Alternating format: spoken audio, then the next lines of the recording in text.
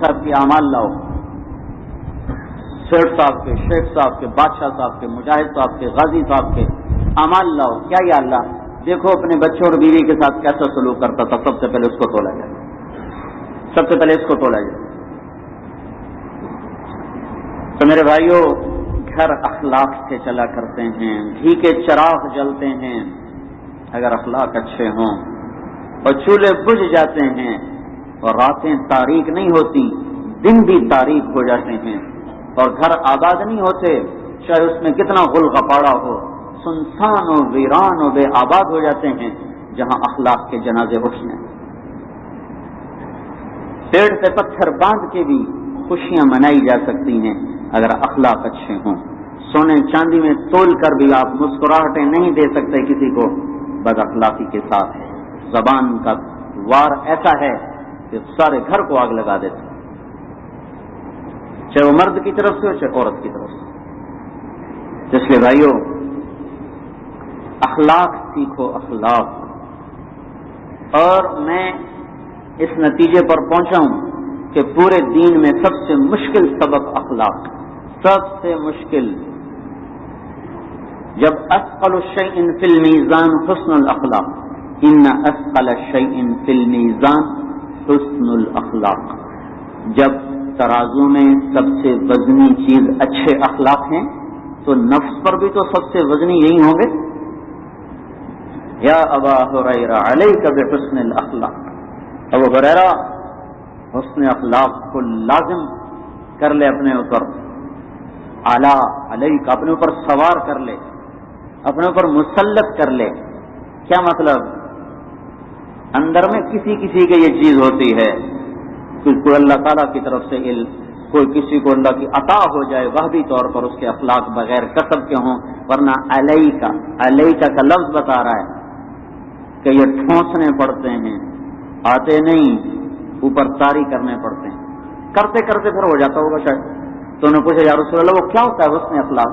تو آپ نے کہا تصل من قطعک وتعطی من حرمک وتعفو عن من ظلمک. توڑنے والے سے جوڑو، جو تمہیں محروم کرے اسے عطا کرو، جو زیادتی کرے درگزر کرو.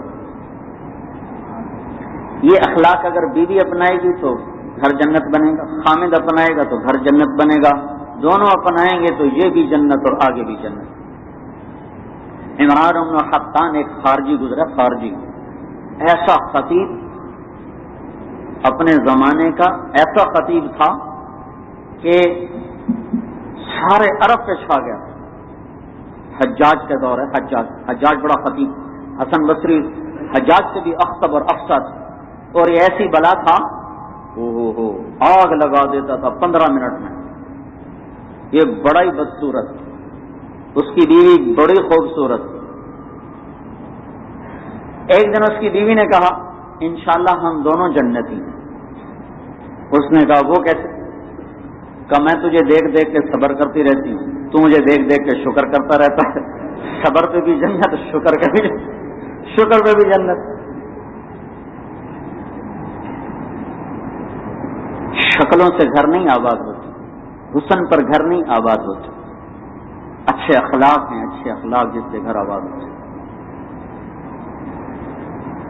تو میرے عزیزوں، میرے بھائیوں، اپنے گھروں میں اگر راحت لانا چاہتے ہیں، چین اور سکون لانا چاہتے ہیں، اس بول کو میٹھا کر لیں. میٹھے بول میں جادو ہے، میٹھے بول میں جادو ہے. یہ وہ جادو ہے جو سر چڑھ کے بولتا ہے. تو اگر آپ کو موقع ملے تو کتاب الرقاق کو غور سے پڑھو تنہائیوں میں بیٹھ کر. ترمذی کی جلد ثانی کو پڑھو تنہائیوں میں بیٹھ کر، بہت کچھ ملے گا، بہت کچھ ملے گا. عبداللہ ابن مبارک رحمۃ اللہ علیہ کی کتاب پڑھو، کتاب الزہد، بہت کچھ ملے گا.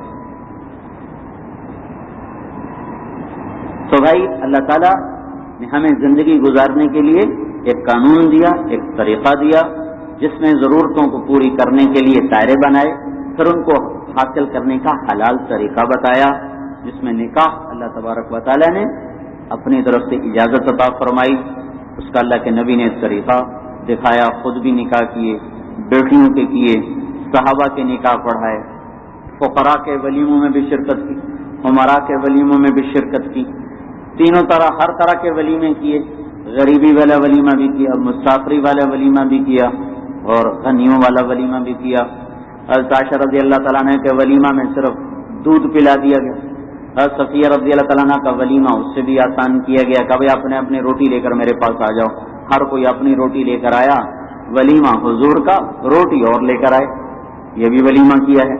اور حضرت زینب کے نکاح کا بھی ولیمہ ہوا، تو اس میں اللہ نے مالداروں کے لیے گنجائش دے دی، کوئی اگر وسعت کرنا چاہے تو وہ کر سکتا ہے، سارے مدینے کو یہ روٹی کھلائے گی، کیونکہ حضرت زینب کا نکاح اللہ تعالیٰ نے آسمان سے پڑھا، نہ ایجاب نہ قبول، نہ ایجاب نہ قبول، یہ تو شرط ہے نا، لیکن زینب وہ ہیں زوجنا کہا، بس چلو ہو گیا، اب یہاں تو بھائی ایجاب بھی ہوگا، قبول بھی ہوگا، نکاح بھی ہوگا، مہر بھی ہوگا، وکیل بھی ہوں گے، پتہ نہیں کیا کیا ہوگا، اس کے بغیر تو ہوتا نہیں۔ ہمارے اوپر کا علاقہ ہے، وہاں کوئی چیز لینی ہو تو ہمارے زبان کا آمن دے، آمن دے، کوئی چیز دینی تو کہتے ہیں جامن دے، جامن دے، سمجھ گیا؟ تو ایک آدمی کا نکاح ہو رہا تھا، فاقشدہ سادہ دیہاتی بیچارہ، تو مولوی صاحب نے کہا بھائی فلاں بنت فلاں اتنے مہر تیرے نکاح میں دیا، تجھے قبول ہے؟